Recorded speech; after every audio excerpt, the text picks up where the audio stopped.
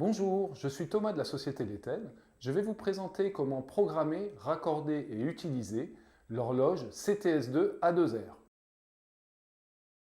Tout d'abord, voyons comment naviguer dans le menu. La touche Menu permet d'accéder au menu de programmation ou de sortir du menu de programmation. Les flèches permettent de sélectionner un paramètre, d'incrémenter ou de diminuer un chiffre. La touche OK permet de valider. Passons désormais à la programmation. Vous allez découvrir comment programmer l'appareil à travers un exemple concret. Piloter l'éclairage du parking d'un supermarché situé à Orléans afin qu'il soit éclairé du lundi au samedi sur 2 périodes, de 7 h jusqu'au lever du soleil, puis du coucher du soleil jusqu'à 21 h. À l'activation de l'appareil, les premiers réglages sont la langue du menu, la date et l'heure. Donc, la langue est positionnée sur français, donc appuyons sur OK pour valider. L'année, nous sommes en 2025. Nous sommes au mois de juillet et nous sommes le 30 juillet. Si je laisse le doigt appuyé sur la flèche, le chiffre s'incrémente plus rapidement. 30 juillet, OK. Et il est actuellement 16 h. Hop, 16 h, OK. 16h00, OK. Nous allons tout d'abord procéder au réglage du mode astronomique. Pour rappel, la fonction astronomique permet de régler les horaires de commutation en fonction des heures de lever et coucher du soleil. Ce mode de fonctionnement est principalement utilisé pour commander l'allumage d'un éclairage extérieur. Appuyez sur la touche Menu, Astro s'affiche, appuyez sur OK pour rentrer dans le menu Astro. Pour que l'appareil puisse calculer les heures de lever et coucher de soleil, il est nécessaire de programmer la position GPS et le fuseau horaire de l'endroit où est installé l'appareil. Cette information est disponible très facilement sur Internet. Pour notre exemple d'Orléans, les coordonnées GPS en DMS sont latitude 47,54° nord et longitude 1,54° est et le fuseau horaire UTC plus 2. Pour effectuer ce réglage, allez sur le menu Position,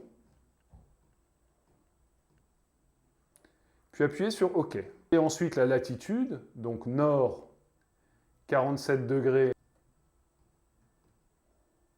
54 minutes,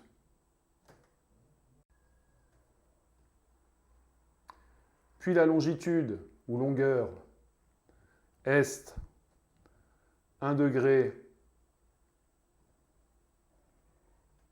54 minutes. Puis pour finir, le fuseau horaire, UTC, plus 2 heures.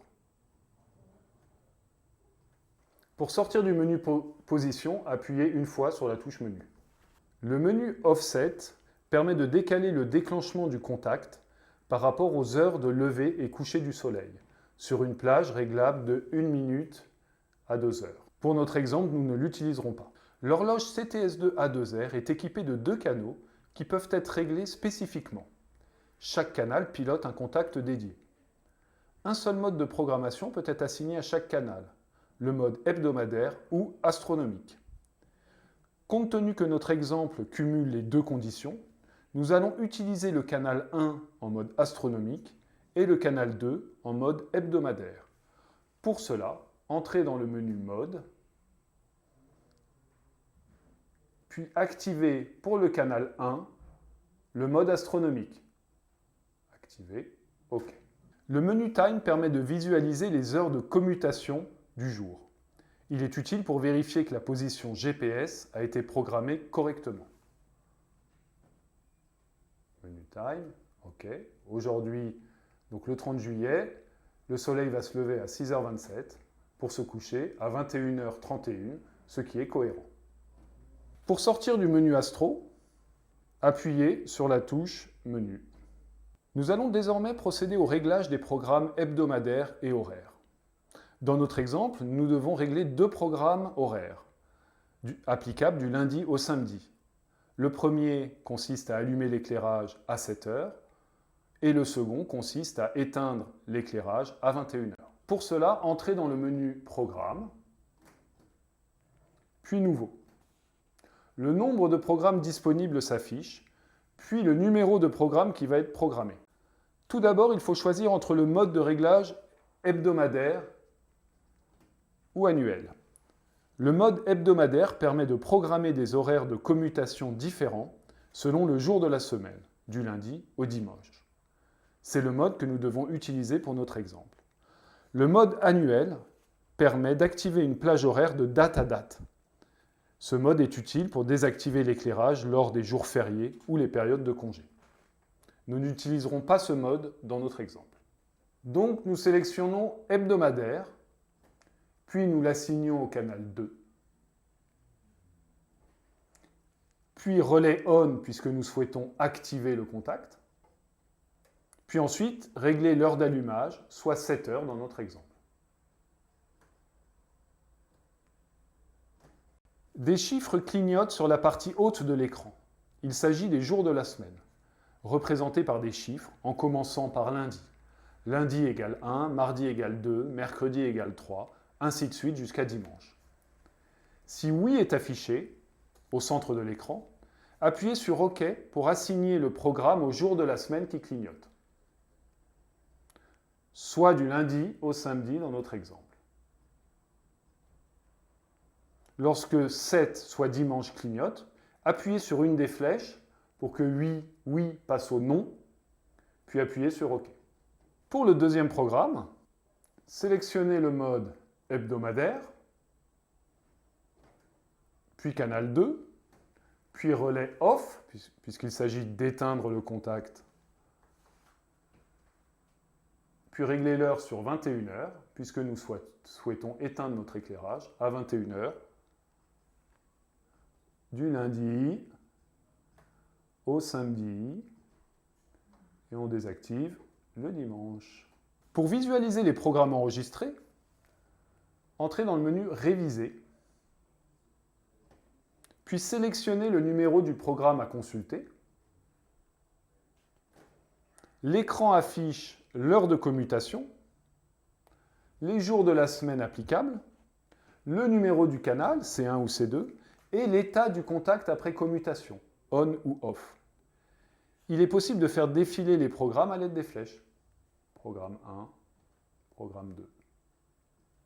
Pour supprimer un programme, accédez au menu Supprime, puis appuyez sur OK. Il est possible de supprimer un seul programme en validant One, ou de supprimer tous les programmes enregistrés en validant Tout. Pour sortir du menu, appuyez sur la touche Menu, jusqu'à revenir au menu principal. Bien que la date et l'heure aient été réglées lors de l'activation de l'appareil, le menu Date-Heure est utile pour modifier la date et l'heure, mais également pour activer le changement automatique d'heure été-hiver. Pour cela, entrez dans le menu Date-Heure, puis sélectionnez Été-Hiver, E-T-H-I, puis appuyez sur la flèche du bas pour activer Été-Hiver, Zone Europe, puis appuyez sur OK. Voilà, nous venons d'activer le changement d'heure automatique été-hiver. Le menu Mode permet de changer le mode de fonctionnement de façon temporaire. Le mode de fonctionnement standard, basé sur les programmes enregistrés, est le mode Auto. Il est possible de passer en mode manuel, qui signifie marche forcée, ou vacances, tout en conservant les programmes enregistrés qui seront utilisés lors du retour en mode auto. Le menu Options permet de modifier la langue du menu, de consulter ou de réinitialiser le nombre d'heures d'activation de chaque contact, de régler le rétroéclairage de l'écran sur permanent ou pendant 2 minutes après l'appui sur une touche. La programmation de l'horloge étant désormais terminée, passons à son raccordement. Nous rappelons que le raccordement doit être effectué par un professionnel selon les normes locales d'installation et que l'installation doit être effectuée hors tension. Un dispositif de protection adapté doit impérativement être positionné en amont de l'appareil. Le pouvoir de coupure des contacts de l'horloge étant de 16 A, un contacteur devra être utilisé si la charge à commander est supérieure à 16 A.